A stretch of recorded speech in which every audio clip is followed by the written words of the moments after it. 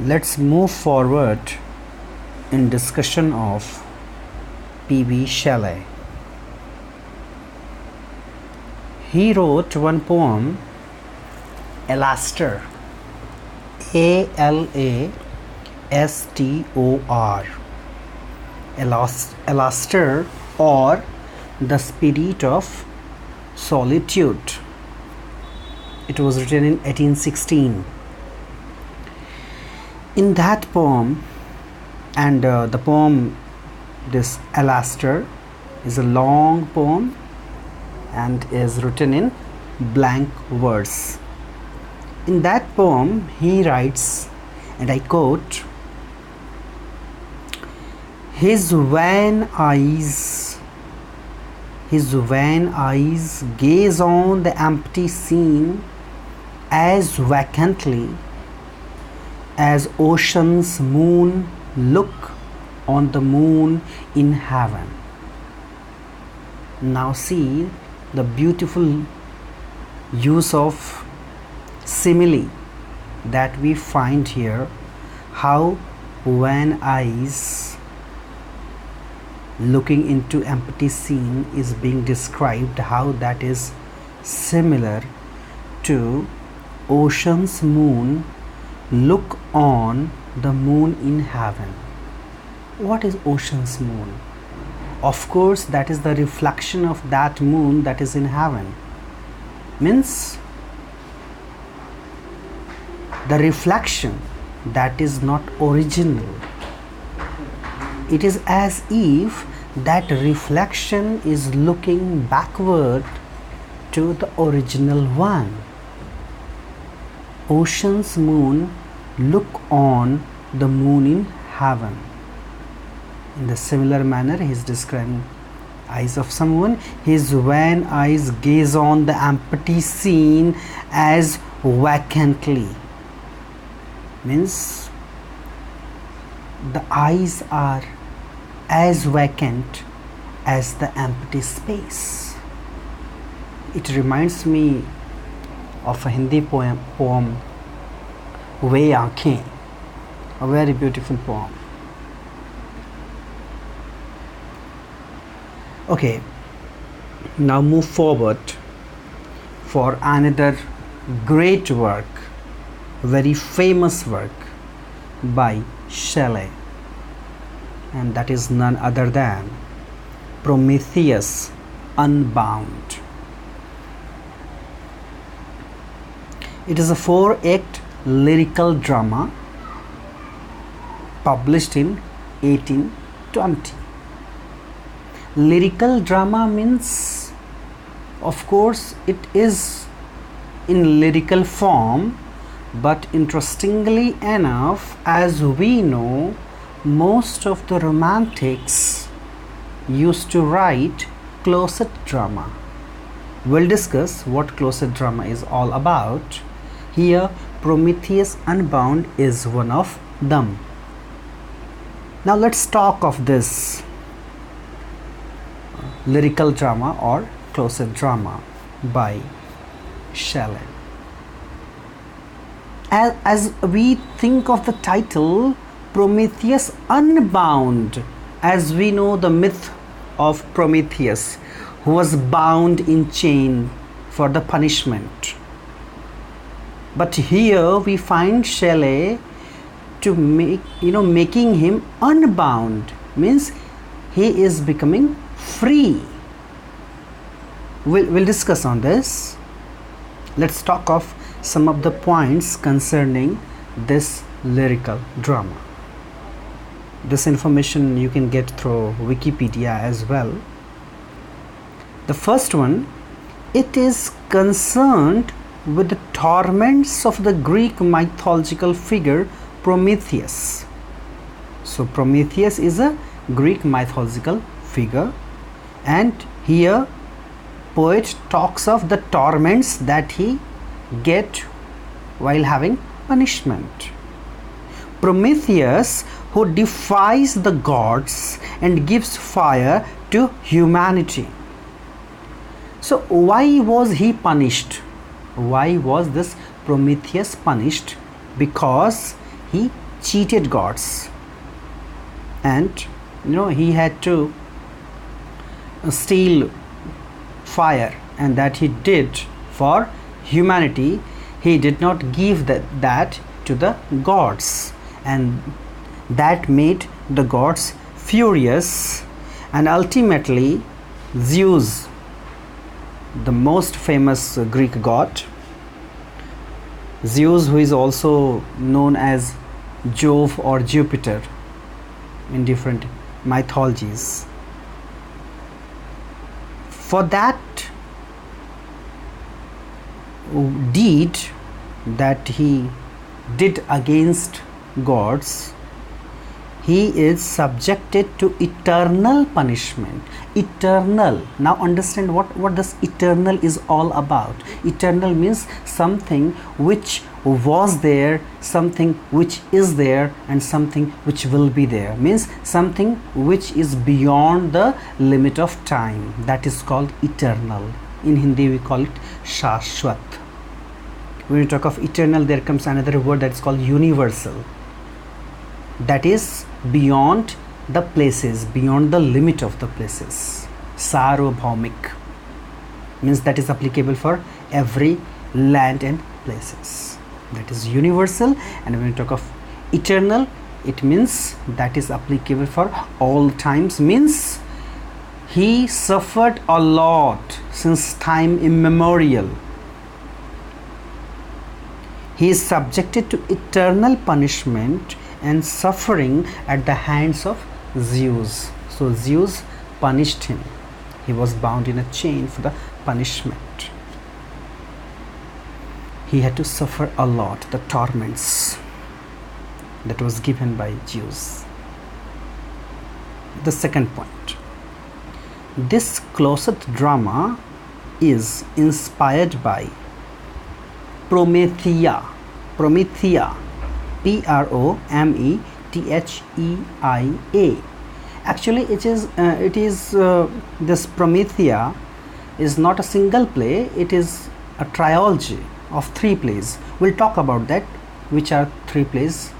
And so Shelley took his inspiration of writing Prometheus Unbound from this play, or this play series, you can say the trilogy, that is Prometheia,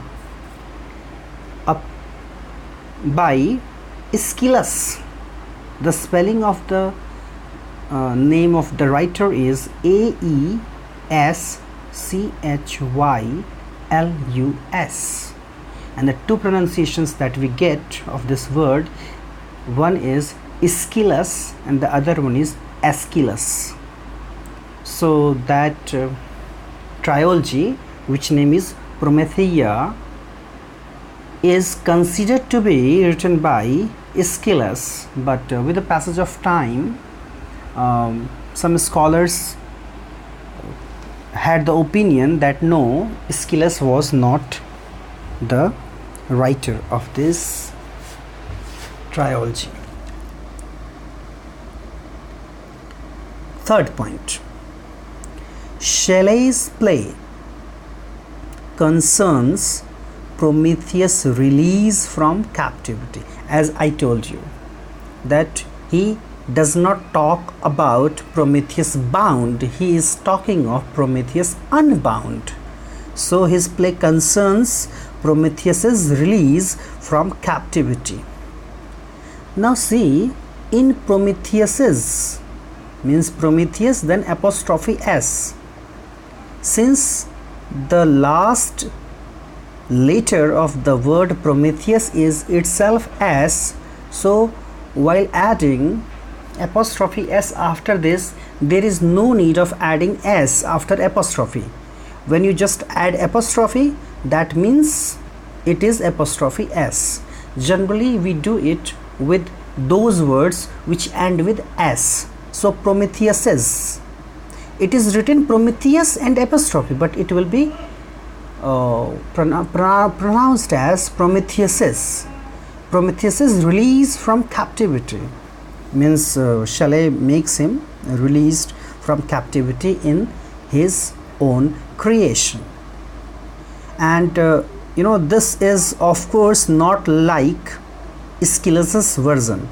Once again we are having the name of that writer who inspired Shelley. His name was Aeschylus, Aeschylus. Again we are having S here, so for Aeschylus's we don't need any extra S after that. Of course both are correct. One can put S after this, but generally there is no need, so why should we put? We should just write the spelling of the word, and if it ends with S, then we just have to use apostrophe after this. But unlike Aeschylus's version, there is no reconciliation between Prometheus and Jupiter, that is Zeus. So in Aeschylus's version, what do we have? What kind of story we get? That there we find that Prometheus and Jupiter, they are having reconciliation. Means they talk to each other so that they can compromise. But here we have a different version, and that Shelley calls artistic freedom. And yes, this must be there. While dealing with a particular mythology, there should not be any compulsion to follow the same mythology, because mythology is something that is created by us, human beings. So we can change it according to our need. We should do it. And that is literature. Instead, so what difference we have in Shelley's version in comparison to Aeschylus's version?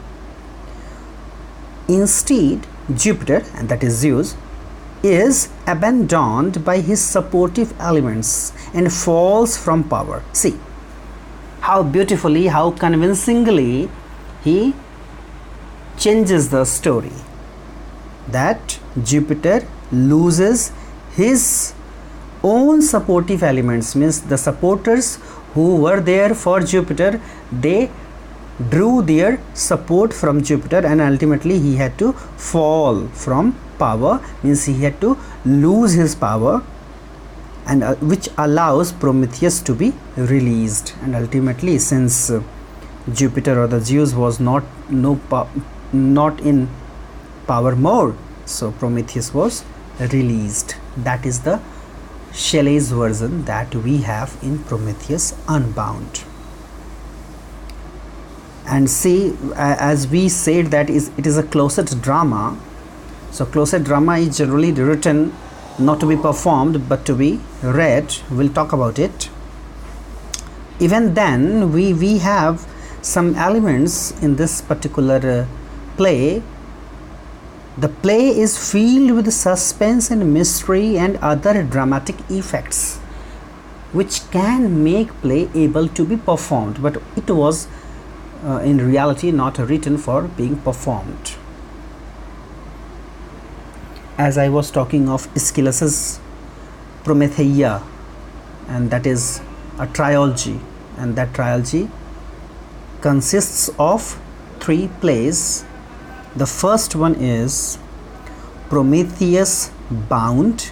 See, here we are having Prometheus Bound, in reaction of which Shelley writes Prometheus Unbound, and he says that if I follow the same narrative that is done by Aeschylus, then what does it mean? It means that I am just making him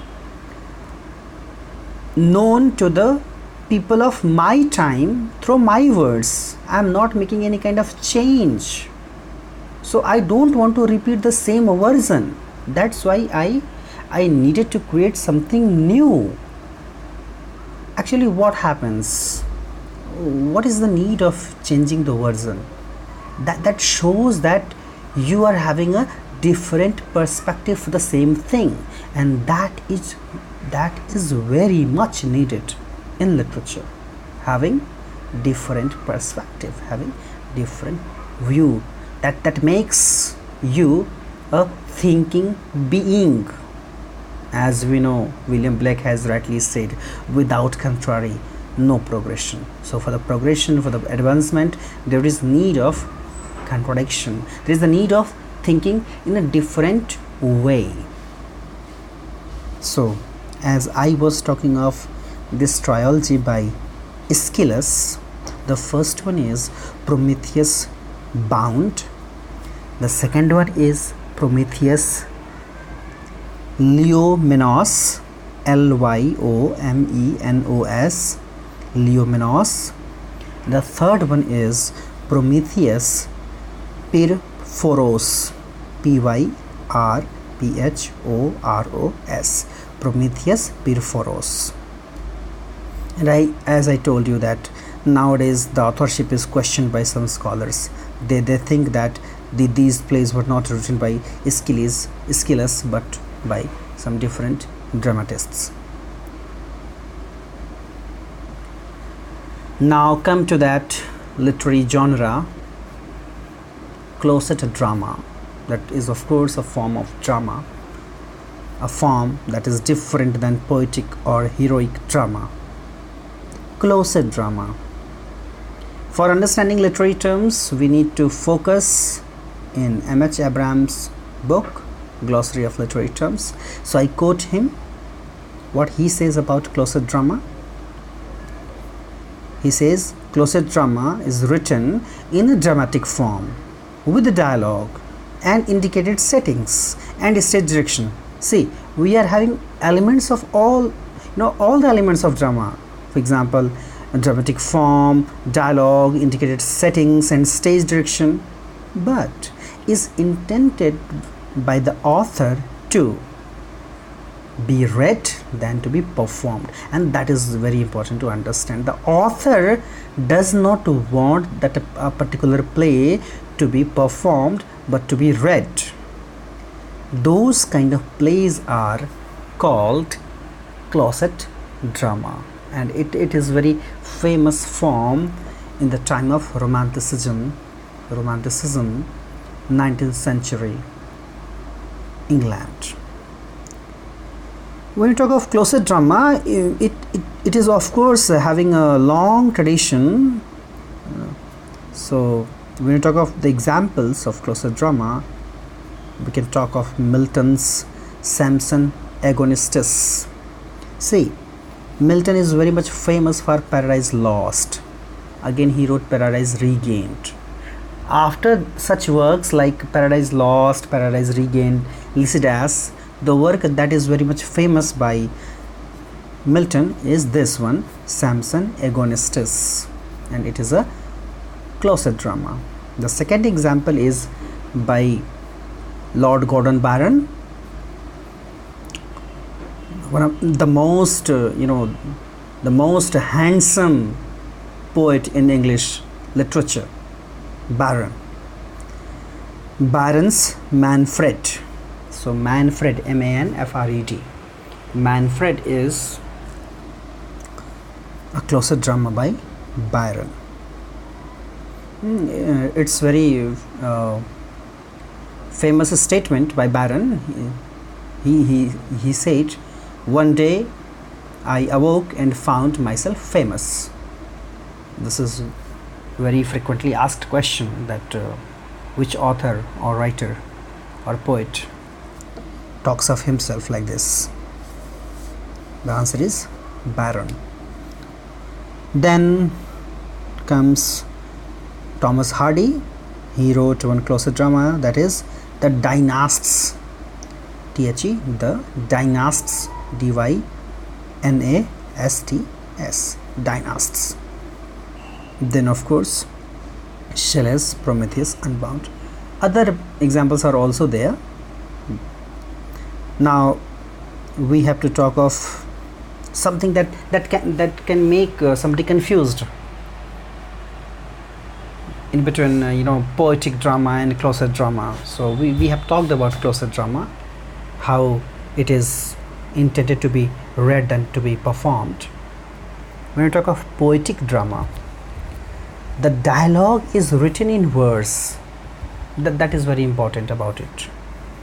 The dialogue is written in verse, and as we know, the most frequently used verse in English literature is none other than blank verse. Blank verse, The lines are in iambic pentameter without rhyming.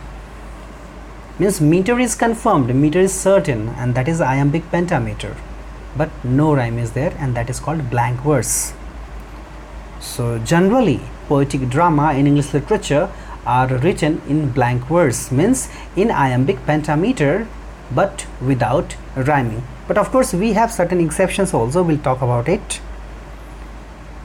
Now when we talk of blank verse, that is the lines in iambic pentameter without rhyming,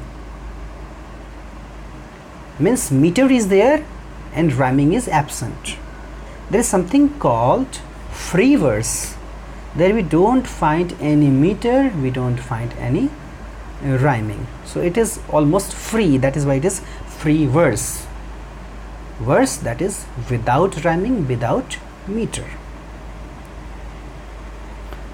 For the example of poetic drama, we can talk of Eliot's Modern Cathedral, the very famous poetic play, verse drama by T.S. Eliot, Thomas Sterne Eliot. Then we can talk of W.B. Yeats, who wrote Countess Kathleen, very beautiful poetic drama. Actually these are two persons, two poets who revived this poetic drama. We have the tradition of poetic drama in the time of Shakespeare. Shakespeare wrote his many plays in poetic drama. The revival of that we have in Eliot and Yeats. When we talk of poetic drama, as I told you, here we have generally the dialogues in blank verse, means iambic pentameter without rhyming, but there we have another kind of poetic drama, and that is called heroic drama. Here we find it is written in heroic couplets. So heroic couplet is needed to be understood. It is written in heroic couplets. What is that? That is iambic pentameter lines rhyming in pairs. So here we have meter as well as rhyming. Meter is the same, that is iambic pentameter, but the rhyming is there, and that makes it couplet. So heroic plays are not written only in blank verse, they are written in heroic couplet, that is very well specified. Heroic dramas were written in English Restoration period. So heroic drama is very much frequent at that very time. After 1660 we can perceive heroic drama or heroic play. Let's talk of favorite images of Shelley. See, generally every poet has some fixed images. He uses them very beautifully time to time. As we know of St. Coleridge, he was very much concerned with the images like sea, moon and supernatural things. When we talk of William Blake, who is very much famous for his symbolism, the mystic poet William Blake, he talks of sunflower, he talks of rose, different beautiful images that he uses in his poems. When you talk of Shelley's favorite images, then we have sea. As you know, sea is very frequently used by St. Coleridge as well. Streams, Wordsworth also talks of streams several times. Ships, again we can talk of Coleridge. Clouds, as you know, Wordsworth writes a poem, I wandered lonely as a cloud. Lights, mountains that we find in Shelley's poetry is also very well found in Wordsworth's poetry. Eagles. This reminds me of Hark Roasting by Ted Hugh. Serpents. They remind me of a very beautiful poem on snake by D.H. Lawrence. So, favorite images of Shelley are sea, streams, ships, clouds, lights, mountains, eagles, and serpents. Shelley, who died nearly at the age of 30, he writes a very beautiful, very famous ode, that is Ode to West Wind. And in that particular ode, ultimately when he talks of himself, what does he say? He says that, "Oh west wind, there was the time when I was young also, like you. I was full of energy, I was filled with energy." And such kind of things Shelley was telling when he was just 27. But the tiredness that we can perceive in him, the same is visible here in his another poem, that is Epipsychidon, Epipsychidon.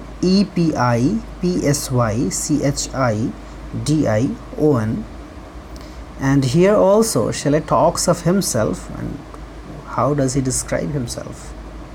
And I quote, "Wounded and weak and panting." Wounded, okay, it's clear. Society can give several wounds. Weak, one can be weak in the absence of good health.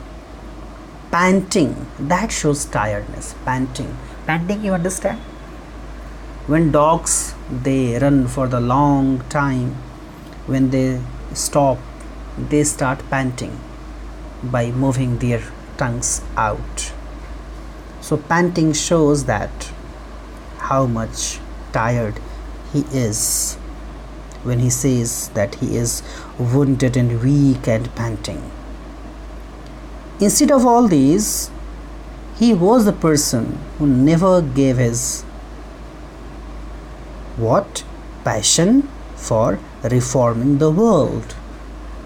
So Shelley was the person who always had that passion for reforming the world, and that is why he is considered to be one of the most revolutionary poets in English literature. And of course he was the most revolutionist in romantics. There is no doubt in that. Okay, we stop here for today.